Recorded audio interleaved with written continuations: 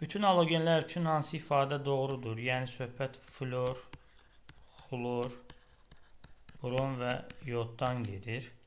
Qrupun nömrəsinə uyğun valentlik göstərir. Bu səhvdir. Çünki flor qrupun nömrəsinə uyğun valentlik göstərmir. Həyəcanlanır. Yenə flor həyəcanlanmır. Oksigenlə reaksiya daxil olmur. Bəli, bu ümumidir.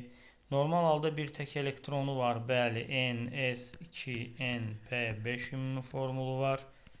Burada tək yoxdur, amma burada 1, 2, 3, 4, 5 bir dənə tək var. Bu düzdür. Bəsit halda 2 atomlu bəsit maddələrdir. Bəli, hamısı indeksindədir. 2 atomludur.